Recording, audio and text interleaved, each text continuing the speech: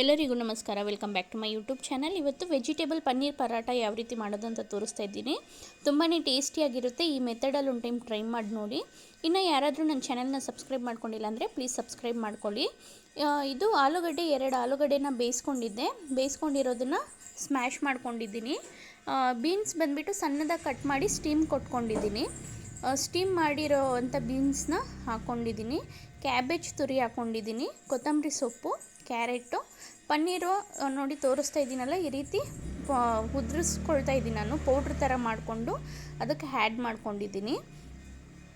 ಇವಾಗ ಪನ್ನೀರು ಫುಲ್ಲು ಕ್ಲೀನಾಗೆ ನಾವು ಪೌಡ್ರ್ ಥರ ಮಾಡ್ಕೊಂಡು ಬಿಡಬೇಕು.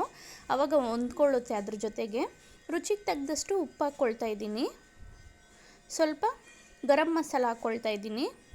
1/4 ಸ್ಪೂನಷ್ಟು ಗರಂ ಮಸಾಲ. ಇದು ಪಿಜ್ಜಾ ಆರ್ಗ್ಯಾನೋ ಬರುತ್ತಲ್ವ, ಅದನ್ನು ಹಾಕ್ಕೊಳ್ತಾ ಇದ್ದೀನಿ. ಅದೊಂದು ಅರ್ಧ ಸ್ಪೂನಷ್ಟು ಉದುರಿಸ್ಕೊಂಡಿದ್ದೀನಿ ನಾನು.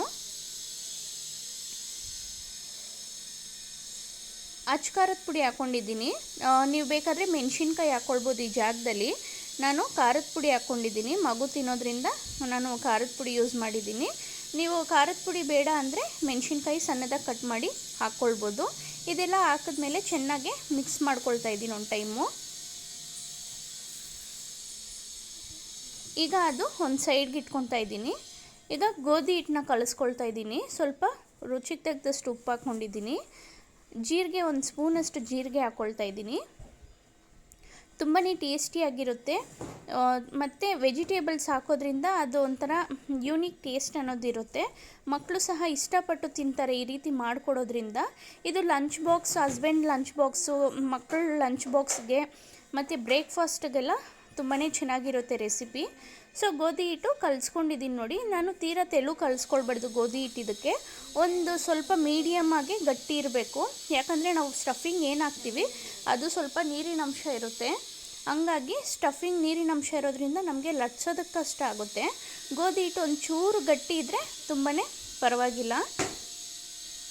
ಸೊ ಈಗ ಆಗಿದೆ. 5 ನಿಮಿಷ ಬಿಟ್ಟಾದಮೇಲೆ ಗೋಧಿ ಹಿಟ್ಟು ಸ್ವಲ್ಪ ಸಾಫ್ಟ್ನೆಸ್ಸಿಗೆ ಬರುತ್ತೆ. ಈ ರೀತಿ ಸ್ವಲ್ಪ ಇಟ್ಟಿಟ್ಕೊಂಡು ನಾನು ಲಟ್ಟಿಸ್ಕೊಳ್ತಾ ಇದ್ದೀನಿ ರೌಂಡಾಗಿ. ಫಸ್ಟು ನಾನು ಇದೇ ಮೆಥಡಲ್ಲಿ ಮಾಡೋದು. ಈ ಮೆಥಡಲ್ಲಿ ಮಾಡೋದ್ರಿಂದ ನಮಗೆ ಪರಾಟ ಅನ್ನೋದು ತೀರಾ ಮಂದ ಬರಲ್ಲ, ತೆಳ್ಳೂ ಇರುತ್ತೆ ಮತ್ತು ಒಳಗಡೆ ಎಲ್ಲ ಚೆನ್ನಾಗಿ ಬೆಂದಿರುತ್ತೆ. ಜೀರ್ಣ ಅನ್ನೋದು ತುಂಬ ಚೆನ್ನಾಗಾಗುತ್ತೆ. ಸ್ವಲ್ಪ ಹಿಟ್ಟು ತಗೊಂಡು ಈ ರೀತಿ ಲಟ್ಟಿಸ್ಕೊಂಡಿದ್ದೀನಿ. ಆಮೇಲೆ ಸ್ಟಫಿಂಗು ಇದಕ್ಕೆ ಸ್ಪ್ರೆಡ್ ಮಾಡ್ಕೊಳ್ತಾ ಇದ್ದೀನಿ.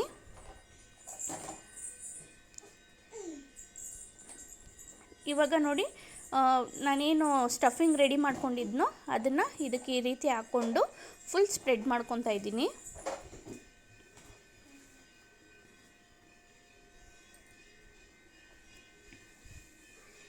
ಈಗ ಈ ರೀತಿ ಸ್ಪ್ರೆಡ್ ಮಾಡಾದ್ಮೇಲೆ ಇನ್ನೊಂದು ಚಪಾತಿ ಹಿಟ್ಟು ಥರ ಏನು ಲಟ್ಟಿಸ್ಕೊಂಡಿದ್ದೀನಿ ನಾನು ಇದ್ರ ಮೇಲೆ ಹಾಕಿ ನೋಡಿ, ಈ ರೀತಿ ಹಾಕ್ಬಿಟ್ಟು ಸ್ವಲ್ಪ ಹಿಟ್ಟು ಹಾಕಿ ತಿರುಗಿಸ್ಕೊಳ್ತಾ ಇದ್ದೀನಿ. ನಿಧಾನಕ್ಕೆ ತಿರುಗಿಸ್ಕೊಳ್ಳಿ. ತಿರುಗಿಸ್ದಾಗ ಈಗ ಈ ಕಡೆನೂ ಒಂದು ಸ್ವಲ್ಪ ಹಿಟ್ಟು ಹಾಕಿ ಲಟ್ಟಿಸ್ಕೊಳ್ತಾ ಇದ್ದೀನಿ. ಸೊ ನಮಗೆ ಹಿಟ್ಟು ಜಾಸ್ತಿ ಯೂಸ್ ಆಗಲ್ಲ ಇಲ್ಲಿ, ತೀರಾ ಮಂದನೂ ಬರಲ್ಲ ಮತ್ತು ಬೇಯಿಸಿದಾಗಲೂ ನಮಗೆ ಕ್ಲೀನಾಗೆ ಬೇಯುತ್ತೆ. ಸೊ ಹಂಗಾಗಿ ತಿಂದಾದ್ಮೇಲೂ ಸಹ ಜೀರ್ಣ ಅನ್ನೋದು ತುಂಬ ಚೆನ್ನಾಗಾಗುತ್ತೆ. ಮಕ್ಕಳಿಗೆ ಇದೇ ರೀತಿ ಮಾಡಿಕೊಡೋದ್ರಿಂದ ಸ್ವಲ್ಪ ತೆಳುನೂ ಇರುತ್ತೆ, ತೀರಾ ಮಂದನೂ ಇರಲ್ಲ, ಜೀರ್ಣ ಅನ್ನೋದು ಬೇಗ ಆಗುತ್ತೆ. ಸೊ ನಾನು ಇದೇ ಮೆಥಡಲ್ಲಿ ನಾನು ಯಾವಾಗಲೂ ಪರಾಟನ ಲಟ್ಟಿಸ್ಕೊಳ್ಳೋದು. ಈಗ ಹಂಚು ಕಾದಿದೆ.